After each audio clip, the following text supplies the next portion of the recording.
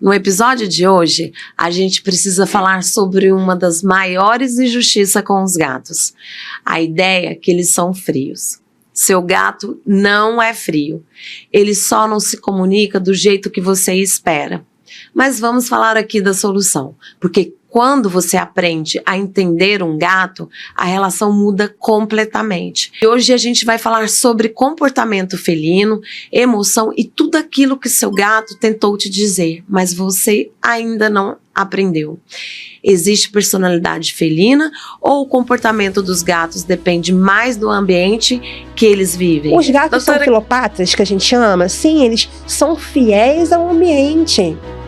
Mas os gatos criam vínculos afetivos com os seres humanos comparados à criança.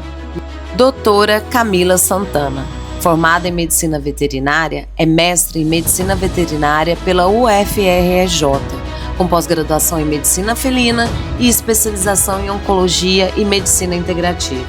Com um olhar atento para o comportamento dos gatos, ela entende que muitos sinais são, na verdade, formas de comunicação. Seu trabalho é focado no bem-estar e na qualidade de vida dos gatos, com uma abordagem integrada e individualizada. Gateiros de plantão, respirem, que o Zencast Animal está começando. Eles vivem. Doutora Camila, seja bem-vinda ao Zencast Animal. É um prazer te receber aqui para falar sobre gatos, sobre esses animais que têm um monte de mitos relacionados a eles e como vamos ajudar os nossos Zen Lovers a entender melhor a personalidade do seu gatinho em casa.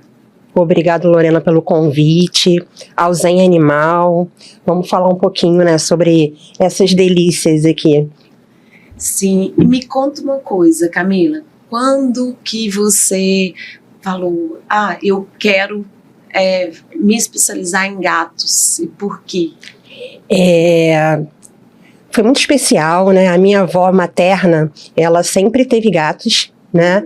E eu sempre fui apaixonada, né? A minha vida inteira eu cresci com os gatos, né? Eu me lembro, eu vejo, né, fotos minhas, né, no berço sempre com gatinho, né? Minha mãe sempre foi apaixonada por gato.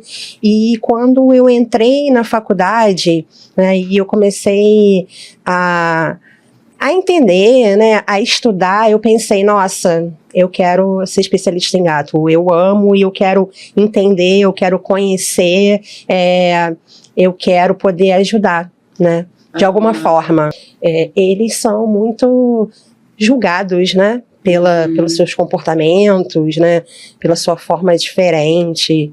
Então eu percebi que, sim, eu quero fazer medicina de felinos. Ai, que legal. E aí, vamos já começar a entender um pouco sobre esses seres, né, místicos. Mas existe personalidade felina ou o comportamento depende mais do ambiente? Os gatos têm a sua personalidade como ser humano, né? Tem algumas revistas, né, conceituadas, né, de biologia e neuroetologia, né, que mostram e falam sobre a semelhança da personalidade felina com a personalidade humana, né? Na ciência, a personalidade do gato, ela se forma através da genética, né, e as experiências vividas, né? O que a gente tem aí com a personalidade em relação à genética, né? Os pais, eles passam os fatores genéticos, né, de personalidade para os gatos. E quando eu falo de pais, eu falo dos pais machos, né? Interessante isso, né? Então, por exemplo, os pais que são mais reativos, os filhos vão ser gatos mais medrosos, mais reativos. Os pais que são mais sociáveis vão ser gatos mais amáveis, mais sociáveis com os animais, outros animais, ou com os seres humanos, né? Agora, sem dúvida nenhuma, o ambiente, a criação tem um peso muito grande. Né? O gato e o ser humano, ele cria sua personalidade através de experiências vividas. Né? E aí a gente tem um ambiente, né, no qual é um ambiente de pessoas estressadas, que falam muito alto, que tem muita criança. Aqueles gatos tendem a ser mais ansiosos, mais medrosos. Né? Por exemplo, então, o ambiente influencia no jeito de ser do gato. Sim, sem dúvida nenhuma. Porque, como nós seres humanos, os gatos, eles criam a sua personalidade por experiências vividas. Né? Se eu tenho um ambiente onde o gato tem experiências ruins, porque o gato, eles são assim, eles fazem o quê? Um movimento mais leve, né? Ele não é igual ao cão, né? Que é mais, né, agitado. Os gatos não. Então, esse ambiente tende a transformar a personalidade do gato, né? Quanto mais experiências positivas, são gatos mais sociáveis e gatos mais amáveis. Então, eu posso concluir que o ambiente da minha casa influenciou bastante para esses gatos serem assim, porque são gente, para quem está nos assistindo, nos ouvindo, essa é a Cacau e esse é o Caju, são meus gatinhos, né? Então eles estão aqui tranquilos.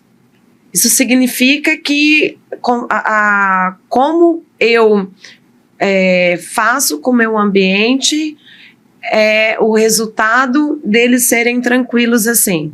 Sem dúvida nenhuma. É lógico que a gente tem ali um peso da genética, mas as experiências vividas no ambiente, a forma de você tratar o gato, se a sua casa tem enriquecimento ambiental ou não, se você brinca ou não com o seu gato, isso vai influenciar sem dúvida nenhuma a personalidade. Por exemplo, os gatos jovens, né, até 1 ano de idade, que têm experiência positiva, são gatos muito mais sociáveis. Então, sem dúvida nenhuma, a ciência ela já diz genética mais experiências vividas. Sei. E o gato que é mais distante, porque eu também tenho, né? Eu tenho 5 gatos. O Açaí é um gato mais distante, né? Ele fica olhando mais, ele observa mais do que se aproxima. A hora que ele quer carinho, ele vem, mas um gato que fica mais distante. Então, isso é temperamento ou isso é falta de vínculo? Não, a gente se engana muito quando a gente pensa que o gato é mais distante, eles... delícia! Que eles são distantes. Não. Por exemplo, eu tenho um gato que ele não gosta de colo. Né? Na verdade, eu arrisco em dizer que nenhum gato gosta de colo. A gente que olha aquele gatinho fofinho e fala, ai, que fofinho, eu vou pegar no colo, deixa eu dar 1 milhão de beijinhos. Eu sou assim, né? Eu sou assim na minha consulta. Às vezes eu esqueço, eu vejo aquele gato maravilhoso, eu quero dar beijinho. Mas não, é personalidade. É personalidade. É personalidade. Mesmo. E aí tem um outro fator. Eu não sei se você pegou desde pequeno ou se foi de adoção. Tem um fator de que aquele animalzinho, ele ainda não passou ali pelo processo, né, por mais de muito tempo com você ou com os tutores. Ele passou por um processo, na verdade, que gerou alguma experiência ruim. Mas não é falta de vínculo, falta de amor. É personalidade, é a forma de comunicação dele, é diferente. É diferente. Por exemplo, tem gatos que expressam o amor, a comunicação, se esfregando, Ou então, já viu aqueles gatinhos que estão ali, você chega em casa e ele vai lá, se espreguiça e bota a cauda lá para cima? Então, essa cauda lá em cima tá dizendo eu te amo. Cacau faz isso bastante, gente, e é muito gostoso sentir essa expressão deles, né, porque os dois, eles têm 12 anos, eles são irmãos, eu adotei eles juntos, isso também faz diferença? Por ser da mesma ninhada? Não, a gente pensa, né, por ser da mesma ninhada, eles vão ter um vínculo. Pode ser que, como a gente tem um fator genético, os pais são gatos mais sociáveis e eles se tornam mais sociáveis. Mas, por exemplo, os gatos, eles não fazem muito esse vínculo. Eles são irmãos da mesma ninhada, eles são super amigos. Nem o ser humano é assim. Né? Nem sempre nossos irmãos são nossos melhores amigos, né? O que acontece é que os gatos, eles fazem filiações, né? Então, por exemplo, a Cacau, ela pode não ser muito amigo dele, mas pode ser amigo de outro gatinho ali no grupo, né? Na gataiada, que ela fez a filiação positiva. Né? Mas sim, eles são da mesma ninhada, então provavelmente a genética deles contribui e o ambiente, né? Sem dúvida nenhuma, o ambiente tem grande peso. E você falou, né, que você tem um gato que ele não gosta de colo e afirmou que, né, uma maioria aí de gatos não gostam de colo. Mas isso significa que ele não tem afeto? Não, de forma alguma, né? Nós, seres humanos, nós temos um defeito muito grave, que é a humanização. Eu acho que a gente coloca expectativas no comportamento dos gatos como se fosse a gente, né? Os gatos, eles têm a forma de demonstrar o amor diferente do ser humano, né? Totalmente diferente. Como eu falei para você, aquela cauda lá pra cima é dizer eu te amo, né? O esfregar ali, quando a gente tá ali, ó, passando, e o esfregar na gente, né? Que tá ali deixando feromônio, é uma forma de dizer eu te amo, né? É comunicar. Então, é diferente. A gente precisa parar de humanizar. Parar de colocar expectativas dos nossos sentimentos neles. E quando, né, eles dão mordidas ou arranhões, o que eles estão querendo dizer com isso? Isso é um tema polêmico, né? É um tema que as pessoas me perguntam, a gente discute muito, né, entre amigos sobre isso, né? Eu tenho agora uma gatinha que eu tô toda mordida, porque ela é uma filhotinha, né? E aí a gente tem alguns processos na mordedura e nos arranhões, né? Por exemplo, os gatinhos jovens, né, que têm esse hábito de morder a mão, né, de arranhar, eles estão ali na fase de simular caça, né? Aquela brincadeira de lutinha. Né? Geralmente, quando os gatos estão mais jovens, na vida livre, eles estão ali com os irmãos, com as mães. Então, os gatos entre si fazem essa brincadeira de mordida e arranhão, mas o outro gato, ele bota um limite. Olha, não é essa brincadeira que eu quero, não pode ser dessa forma. Só que quando está com a gente, é diferente. Então, o que a gente tem que fazer, por exemplo, nesses casos? Repelir, mas não é gritando, não é batendo, é tirar o foco dessa brincadeira, né? Vamos brincar ali de uma varetinha, né? Essa forma a gente consegue direcionar para outra coisa, né? E aí, os arranhões e essas mordidas, por exemplo, no carinho, que o gatinho vai lá e morde, muitas das vezes, ou é de amor, né? Ou então tá dizendo assim, olha, chega por aqui, eu não quero mais brincar. E isso a gente chama de agressão comunicativa, né? Olha. E aí a gente tem a agressão defensiva. A agressão defensiva, ela nunca, muitas das vezes a gente fala assim, não, ele só morde ou ele só arranha. Mas é que a gente não percebe. Geralmente vem acompanhado de outros sentidos, por exemplo, sinais, né? Por exemplo, a orelha para trás, uma expressão corporal. Então a gente chama de agressão defensiva, né? E tem a redirecionada. Aquele gato que vê um outro gato lá da janela, e aí o tutor chega na sala, o gato vem, morde. É porque ele está ali na expectativa, na frustração ali de não poder estar ali ou interagindo, ou então, né, brigando com aquele gato e vai direcionar pro tutor, né? Eu tenho um gato, o Jorge. O Jorginho, popularmente conhecido como Jorginho, né? Ele aparece bastante ali nas nossas redes sociais. O Jorge é diferente dos outros 4 gatos que eu tenho, né? Eu já peguei ele maior.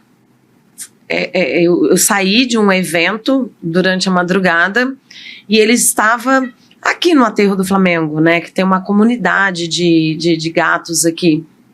Então, eu saindo do evento, ele vem e começa a se jogar na minha frente.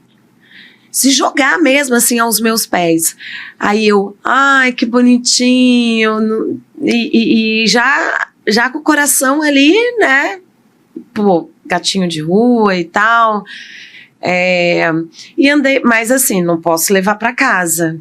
Andei mais um pouco, vem ele correndo e se joga nos meus pés novamente. Falei, cara, não sei, ele tá se comunicando comigo e tá... eu sei que é o golpe, mas eu vou cair nesse golpe. E em casa, ele continua fazendo isso, porém, eu sei que ele quer brincar. E eu já conheço qual que é a brincadeira que ele quer que eu faça. Só que se eu não continuo brincando com ele, ele morde. É o inverso, entendeu? Você falou de gatos que não querem mais brincar, ele pega e dá uma mordidinha para poder falar, não quero mais. O Jorge, ele me morde porque eu paro de brincar. O que você enxerga nesse comportamento dele? Bom, sem dúvida isso aí é uma agressão comunicativa que a gente chama pela ciência, né? Nesses casos, vai depender muito da brincadeira, tá? Por quê? Os gatos, eles têm uma, né, muitas das vezes a gente fala sobre brincadeira estruturada. Eu já acredito que a forma de brincar, ela tem que ser independente, né, do processo da brincadeira estruturada, né? Muitas das vezes é a forma de você brincar. Por exemplo, o gato, a maior parte da brincadeira que deixa o gato mais feliz é simular a caça. E aí, para ele parar de brincar, eu não sei, né, os detalhes da sua brincadeira, depois a gente até conversa sobre isso. Mas, por exemplo, para o gato parar de se sentir saciado em brincar, ele precisa comer um sachê, se lamber e dormir. Por quê? Porque o gato, ele vai fazer o quê? Ele vai brincar com a varinha, simulando a presa, certo? Depois que ele tá ali brincando, né, na euforia de brincar, se você coloca um sachê, você vai estar simulando que ele comeu a presa. Porque e tem que ser o porquê, tem que ser o sachê. Porque a presa, ela é composta do quê? Sólido e líquido. Tá. Então ele vai fazer o quê? Ele vai comer o sachê, vai lamber o caldinho ali, ele vai se lamber e vai falar, agora sim, eu vou descansar. Pô, que caça foi essa, hein? Que beleza, adorei a caça maravilhosa. Então ele precisa entender que ele caçou e que ele comeu a presa e agora tá na hora dele descansar. Entendi. E é natural o gato escolher uma pessoa da casa? Sim. É comum? comum. O gato, ele faz afiliações. E para o gato, né, o gato, ele não vê nós, seres humanos, como ou o dominante, ou a gente pensa, não, os gatos mandam na gente. Não, na verdade, a relação entre o gato e o ser humano é como se nós fizéssemos parte da gataria, do grupo deles. Então, o que eles fazem? Nossa, eu gosto, né? Eu gosto daquela pessoa porque eu me afiliei a ela. Isso é que a ciência diz, né? Eu já penso que é por gostar, né? Por energia, né? Os gatos, eles também sentem o feromônio. Então, aquele cheiro daquela pessoa é mais agradável para eles, né? Lembram alguma coisa. Mas sem dúvida nenhuma, né? Os gatos escolhem por afiliação, por feromônio, mas também eu acredito que seja por energia. Não tenho... Eu, Camila, penso dessa forma. Isso eu não sei dizer porque eu moro sozinha, então eles estão sempre juntos comigo. Agora vamos entrar num tema que eu acho super importante nós falarmos sobre isso, porque tem muitos mitos relacionados com os gatos e eles realmente são interesseiros? Não, de forma alguma. Eu falo que os gatos, eles são seres fantásticos, né? O que acontece, né, nesse mito de o gato ser interesseiro? Primeiro a gente vai falar, né, sobre o quê? A evolução da domesticação do gato, né?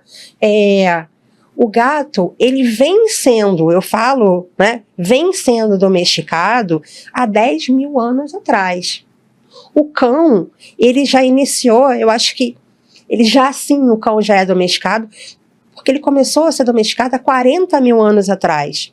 Né? Então, hoje você sabe muito mais do comportamento dos cães do que o dos gatos, né? Então, a gente ali as pessoas pensam que os gatos são interesseiros porque não conhecem o comportamento e muitas das vezes não respeitam, né? Mas exatamente, os gatos, eles falam muito, os gatos foram domesticados no Egito. Não aconteceu no Egito, né? Os gatos domésticos, eles vieram de uma linhagem chamada Felis líbica, né? Foi ali próximo ao Egito, na África, e que encontravam o quê? Corpos de mulheres com os gatos. Sério? Porque as mulheres iam e viam, né, os gatos, as mães, né, que abandonavam os filhotes e traziam os filhotes para a tribo, né? E muitas nessa cultura, muitas das pessoas na época morriam, depois que os seus animais morriam, os animais iam ser enterrados junto com eles. Então, assim, a gente tem um processo de domesticação ainda muito lento. Por exemplo, os gatos foram realmente domesticados no pós-guerra.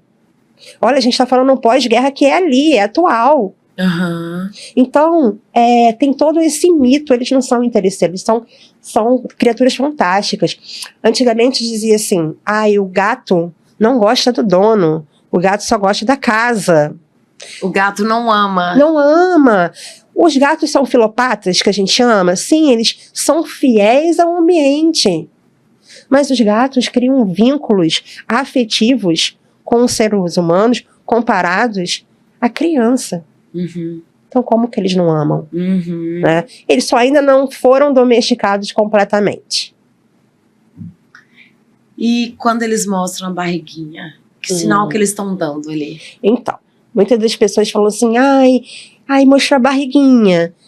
Mostrar a barriguinha é falar, oi, tudo bem, eu gostei de você, mas isso não dá o direito de você mexer na minha barriga, né?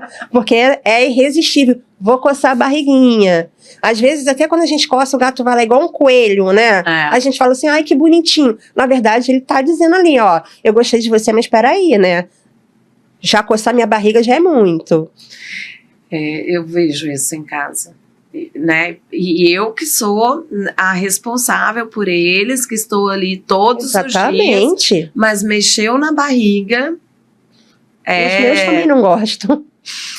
O piscar lento é realmente uma forma de comunicação afetiva? Sim, eu acho que todo veterinário que vê aquele gato piscando lento para você numa consulta é pensar, ai, nossa, que maravilha. Porque sim, eu falo que é o beijo do gato, né?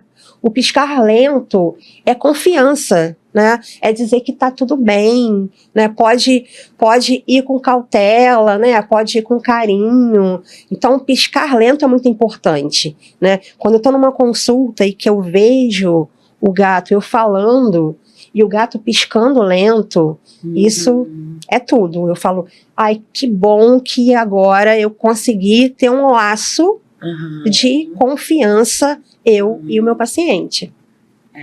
Isso muda tudo na hora Com certeza. De examinar. Sim. Na hora de... porque na hora de fazer a coleta do sangue, né, que altera, não é verdade? Quando o gato está estressado, pode alterar ali o resultado do exame.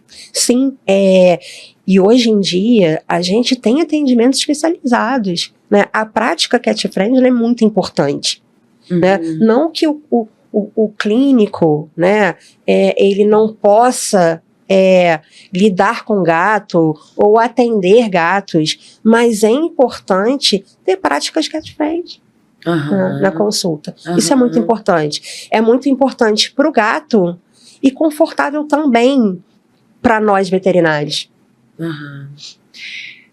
Vamos falar um pouquinho sobre abandono e impacto emocional?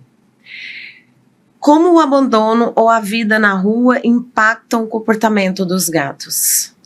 Bom, os gatos na rua eles estão sujeitos a experiências extremamente negativas, né? Tanto experiências com pessoas, né? Com outros animais e até mesmo dentro do grupo onde ele vive, né? O gato, ele é um animal que ele faz a caça individual, né? Ele não é um animal que ele vá dividir presas, né? E aí, quando a gente tem aquele animal que veio da rua, né? É muito mais difícil essa adaptação. Por exemplo, a gente tem alguns gatos que eles nasceram ali na rua. Sim. Mas aqueles gatos que nasceram ali na rua, muito deles, é filhotinho, é um filhotinho, eu vou pegar e vou adotar. E tem aqueles gatos que foram deixados na rua, né? Aqueles gatos que tinham uma família. Aqueles gatos que tinham um lar e que, pela maldade do ser humano, foi abandonado. Esses gatos são animais mais complicados para adaptação. Né? Até porque eu falo, né, e a ciência também mostra que, infelizmente, a adaptação do gato ela pode ser reversível. Então, aquele gato que né, sociável, que tinha uma família, e quando ele vai para a rua e ele sofre experiências negativas, eles podem estar ali fazendo o processo de... Acabou a socialização com o animal e com o ser humano. Então, um gato traumatizado, ele pode ser... ele pode recuperar a confiança? Pode, sem dúvida nenhuma. E quais são as dicas que você dá para esse processo? É um processo muito lento, né? É um processo que exige muita paciência, resiliência. Exatamente. A gente tem que respeitar o tempo daquele animal, né? E aí tem algumas dicas, né? Alimentar sempre na mesma hora, criar uma rotina para aquele gato, né? Fazer movimentos tranquilos, né? Falar baixo, falar suave, né? Respeitar aquele paciente, aquele animal que não gosta do colo, não gosta do carinho, porque muitas das vezes é aquele paciente que não vai tolerar, aquele gato que não vai tolerar passar a mão na cabeça, né? Fazer um carinho. Mas é possível sim, mas com muita paciência e muito amor. E respeito. Então, um gato feral, ele pode também passar a confiar em alguém. Um gato de rua, um gato que nunca teve carinho, ele é muito, muito arisco e bravo. Não, um feral mesmo. Ele pode ali ceder ao amor. Então, a gente tem que ter algumas denominações, né, em relação ao gato feral. Hoje, a gente sabe que existe o semiferal e o gato feral. Uhum. O gato feral é aquele que nunca teve contato com o ser humano. É aquele gato que é quase um gato do mato. Aquele gato que... Porque, assim, existem gatos assim, tá? Existem gatos que nunca tiveram contato com o ser humano. Aquele gato que foi abandonado no meio da floresta da Tijuca, muitas das vezes ele nunca vai ter contato com o ser humano. Uhum. Então, esse gato feral é muito difícil. É muito difícil esse contato. Com muita paciência, talvez, mas é muito mais difícil. Mas o semiferal, ou aquele gato arisco, com certeza, né? Com certeza a gente consegue. Uhum. Mas a gente tem que entender o respeito e tem que entender que muitas das vezes o comportamento dele não vai ser de um gato que foi socializado desde filhote, né? Respeitando sempre. Eu falo que o respeito com os gatos é fundamental para qualquer processo de socialização. Uhum. E estresse, né? Gatos, eles também sofrem estresse, tédio. E por que eles sofrem disso? Por exemplo, né? Vou dar um exemplo no mundo de hoje, né? Primeiro que hoje a gente se fala muito que o gato, ele é o gato é independente, né? Uhum. Eu vou ter um gato, quero ter um animal de estimação, mas eu quero ter um gatinho porque eu vou lá, boto a comida, a água, a caixinha de areia, e aí tá ótimo, ele vai lá, faz carinho e tá tudo perfeito. Eu viajo, deixo ele uma semana lá sozinho, porque eu coloquei a ração suficiente, a água suficiente. Exatamente, né? Esse é um pensamento, né? Uhum. E aí a gente tem um processo que a gente veio de uma pós-pandemia, né? E aí a gente tem aquele gato que ficava mais em casa, mais sossegado, tinha ali a socialização com os membros da família, e aí veio o processo pandemia, que teve toda a família dentro de casa, né? Brincava ou estressava o gato, porque tinha gritos, porque tinha criança. E aí veio a pós-pandemia, que a gente voltou à rotina, né? E aí brincar com o gato, fazer esse contato com o gato, é mais eventual, né? Então, hoje eu vejo que os gatos, eles sofrem muito mais com tédio do que com estresse. Porque a gente tá deixando de brincar com o gato porque a nossa vida é corrida, ou que a gente escolheu o gato porque o gato é um animal independente, e acaba que a gente brinca pouco, ou brinca menos, ou não brinca da brincadeira correta. Então, esses gatos entediados, esses gatos que não brincam, eles podem ter... podem estar afetados da mesma forma que gatos estressados.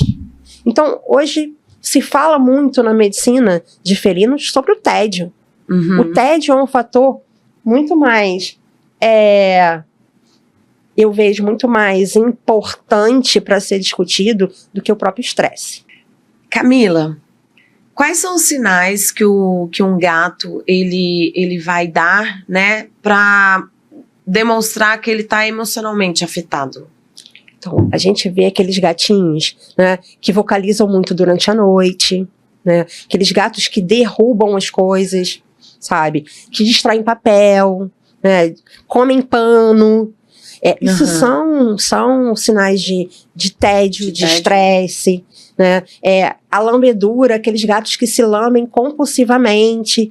tudo isso pode estar correlacionado, sim, com o tédio e com o estresse, tá? E o estado emocional, ele pode gerar algum problema físico no animal? Sem dúvida nenhuma, né? A gente tem aí as dermatites por lambeduras, né? Aquelas dermatites que os gatos ficam ali lambendo compulsivamente, né? A gente tem a síndrome de Pandora, né? Muito falada na medicina veterinária, né? Que são várias alterações físicas que estão correlacionadas com o estresse, com o tédio, né? Então, sem dúvida nenhuma, a gente pode sim ter alterações físicas. E quando o comportamento passa a ser uma questão clínica? Quando a gente vai fazer uma análise comportamental daquele paciente, a primeira coisa a gente precisa realmente descartar qualquer condição física, né, qualquer doença, né? Isso é muito importante, o papel do médico veterinário, né?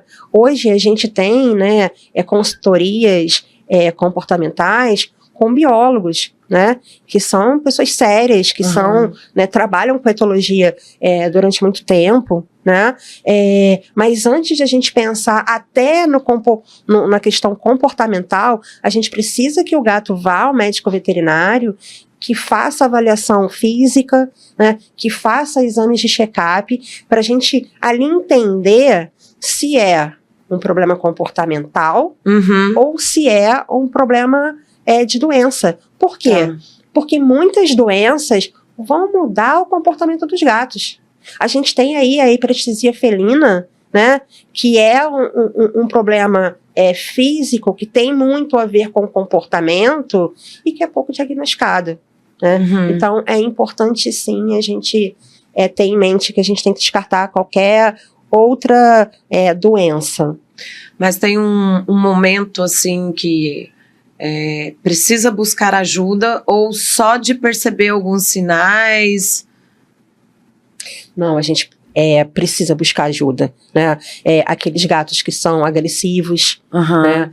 Que têm agressividade, que a gente não consegue fazer modificações ambientais ali básicas, né? Porque hoje o tutor tem internet, né? Que fala ali, olha, o gatinho ele tá com agressividade, vamos mudar isso no ambiente, né?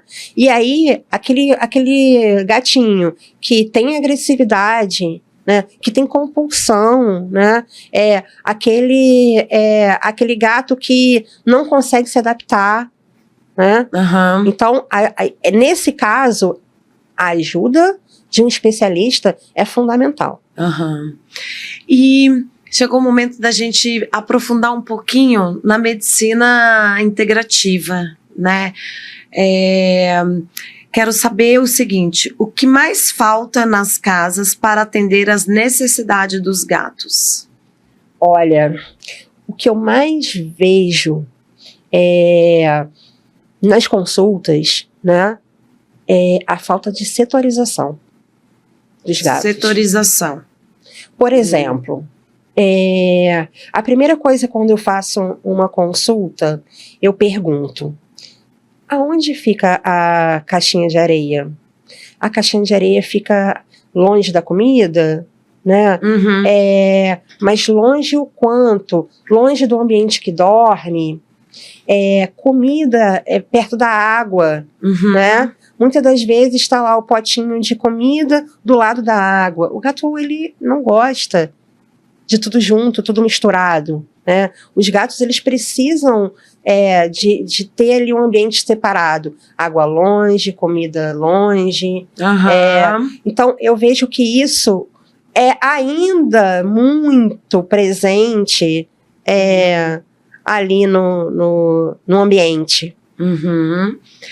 E como o enriquecimento ambiental contribui para a saúde emocional dos felinos? Sem dúvida nenhuma, faz parte de um dos pilares dos gatos, né? Enriquecer o ambiente faz com que o gato ele fique mais confiante, mais seguro. Só que não adianta nada a gente verticalizar, colocar prateleiras, né? Colocar um monte de brinquedinho, falar assim, nossa, eu tenho a caixa do gato. mas eu não brinco com o meu gato, Uhum. né? Então, assim, enriquecer esse ambiente não é só ter ali os nichos, né? Ter brinquedo. Não, é preciso brincar. Uhum. É preciso ter o contato, a socialização. Uhum. Então, isso faz toda a diferença, não só enriquecer o ambiente, mas brincar. Não adianta não brincar com o gato. Uhum. E me veio na cabeça agora, vou aproveitar para perguntar, porque pode ser uma dor que outros responsáveis, né, por gatos também sentem. O meu vizinho deixa o gato dele solto no andar, né, que é super errado. O gato pode cair lá de cima, porque tem janelas enormes, mas enfim. E o gato fica na porta da minha casa. E o que acontece?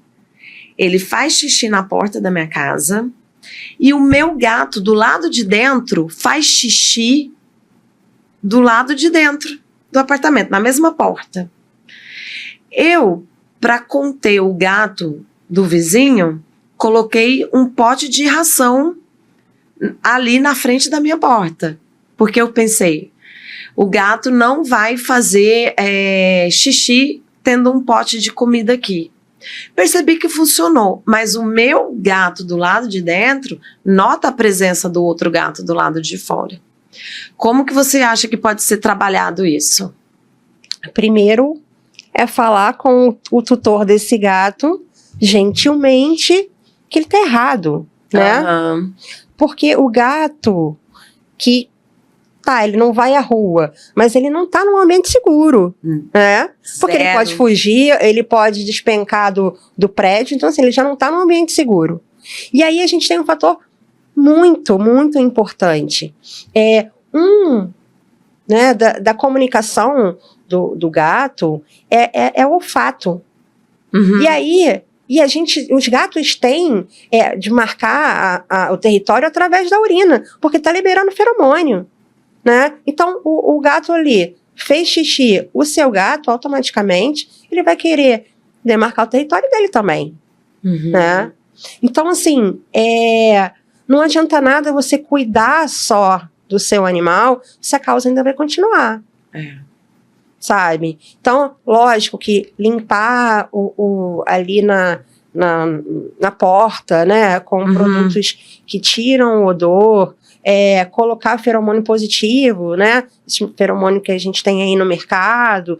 Isso vai ajudar o seu gatinho não demarcar território, e talvez o outro gato não. Mas o outro gato também sabe que ali pelo cheiro tem outros gatos, né? O importante é tirar a causa. Vizinho difícil. Como entram as abordagens integrativas? Como os florais, aromaterapia, os nutracêuticos? Isso eu utilizo muito na minha rotina, né? Antes até de entrar com os psicofármacos, eu prefiro uma abordagem, né, mais integrativa, porque é integrativo. Né? Quando a gente fala ali na análise comportamental, a gente tem que pensar em mudança de ambiente. Muitas das vezes a gente precisa de terapias, né? E eu faço uma abordagem integrativa mesmo. Por exemplo, aqueles gatos que têm muito medo, né? Eu gosto muito de utilizar florais, né? Porque a gente sabe que mesmo que a gente coloque ali na água, num ambiente multigatos, a gente sabe que o floral ele vai tratar o paciente que está precisando ser tratado. Né? Então, o floral é uma boa saída, né? Nutracêuticos, hoje a gente tem aí percussores de serotonina, né? E que a gente pode utilizar, ou aquelas medicações, aqueles nutracêuticos que podem fazer um conforto, né? E a gente tem hoje a frequência, né?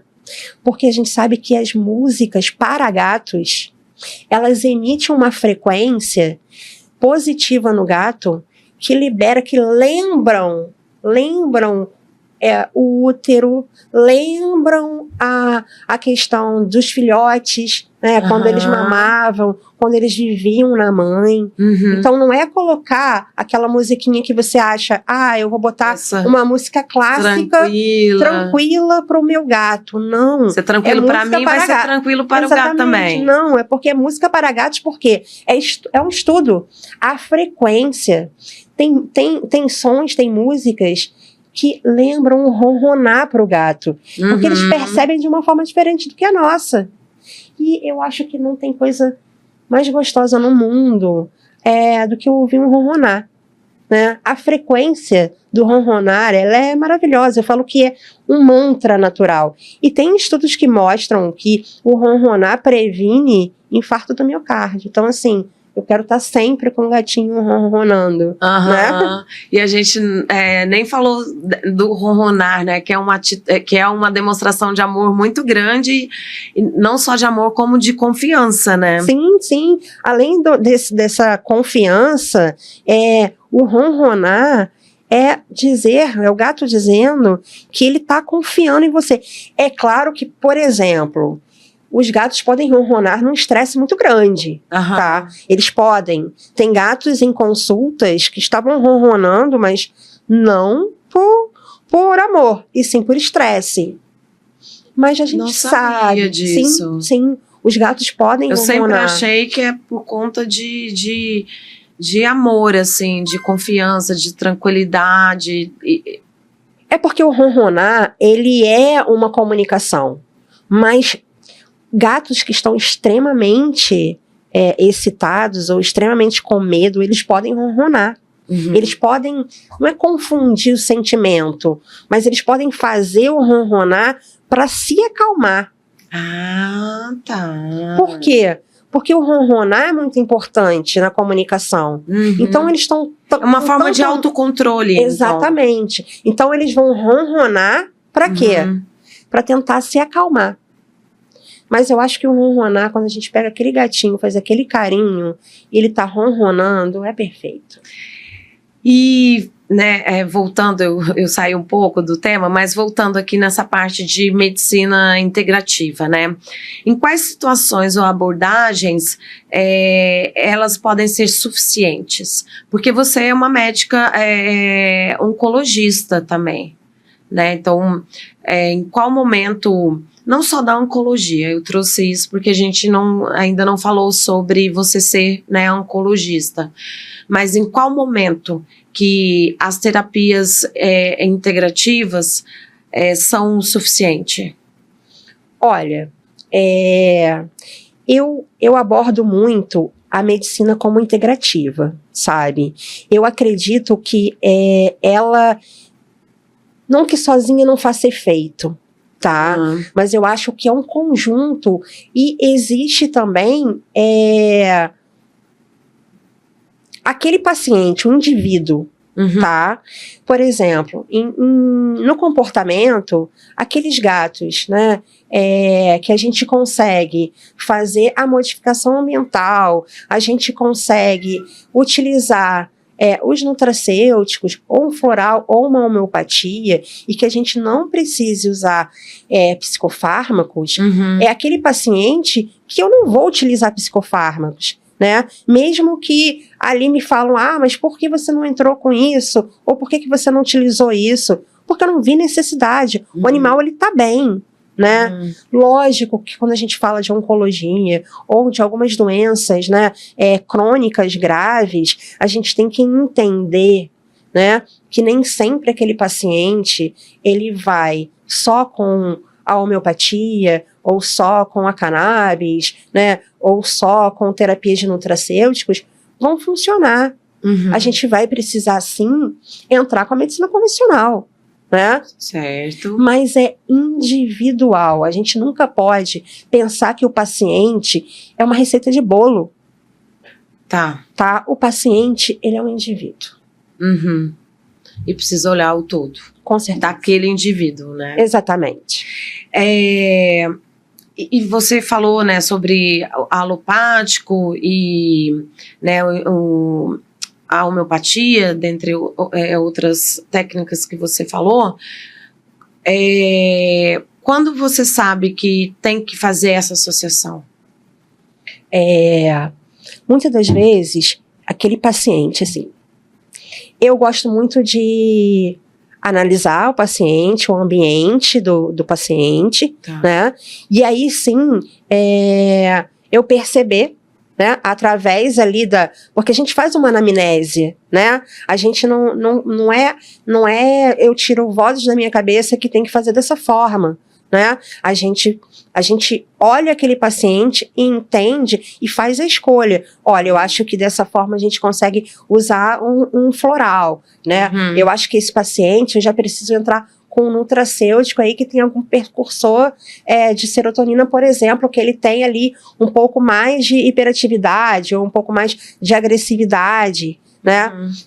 Eu gosto muito de usar a homeopatia. Hoje eu utilizo a homeopatia nos meus pacientes, não só de comportamento, mas sim naqueles pacientes que vão... Aqueles gatos que têm uma cistite, né? Ou aqueles gatos que apresentam alguns sinais, né, respiratórios. Então, assim, eu utilizo muito a homeopatia na minha rotina.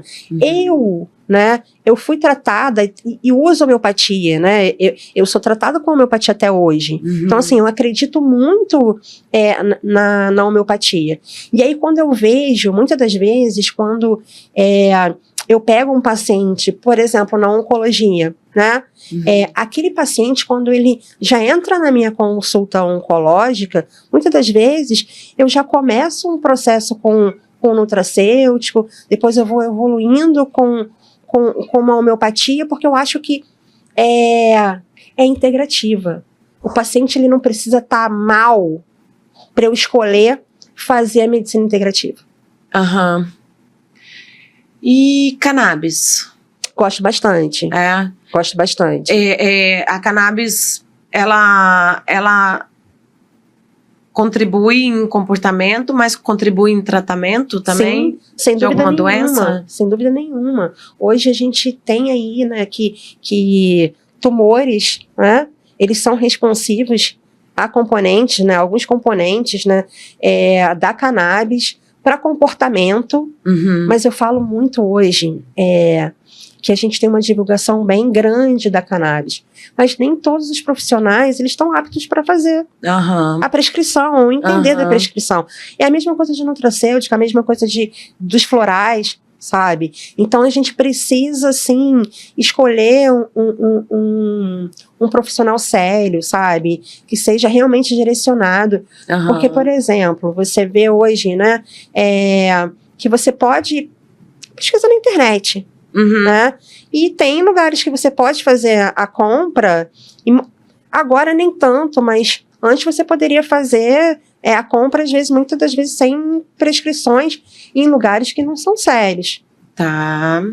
Né? Então, eu acho que a cannabis ela é maravilhosa, porque ela não tem benefício só no comportamento.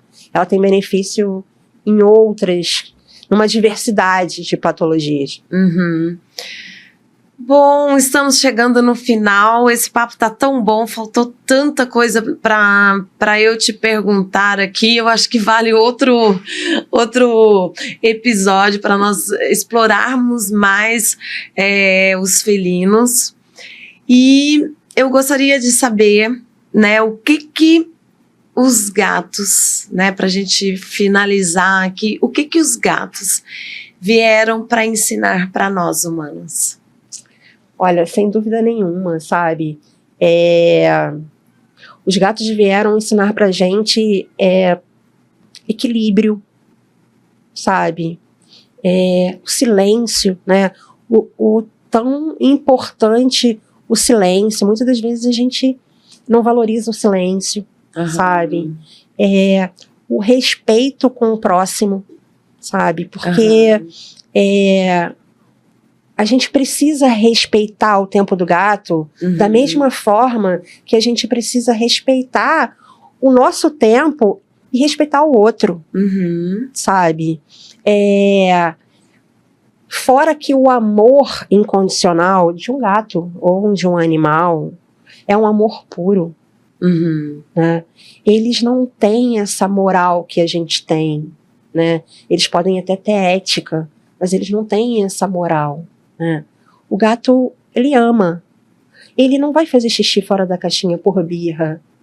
Ele não vai ter o sentimento do ódio, né? Então, eu acho que o gato, ele vem mostrar pra gente um outro lado, né? Um lado mais silencioso, um lado de equilíbrio, um lado de respeito. Eu vivencio tudo isso na prática e falo assim com muita propriedade, né?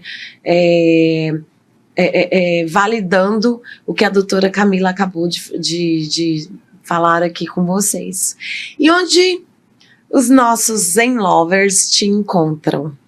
Bom, eu tô ali no Hospital Veterinário de Botafogo. Certo. Né? Vocês podem me chamar ali pelo Instagram, que vai estar aqui marcado. Sim, vai. E a gente está aí para poder tentar ajudar nós seres humanos a compreender os gatos, né? Aos gatos socializarem com os seres humanos. Sim. E eu quero só agradecer aí pela oportunidade. Sim. Então, Camila, muito obrigada. E para você, Zen Lover, que nos acompanhou até aqui, já aproveita para curtir o nosso canal, nos seguir nas redes sociais. Todas as quarta-feiras tem episódios com novos temas aqui. E até o próximo. Esperamos vocês. Aproveita para compartilhar esse episódio também, né? Sim. Com aquela pessoa que você sabe que precisa aprender um pouco mais a lidar com o seu gato. E é isso, pessoal. Até o próximo.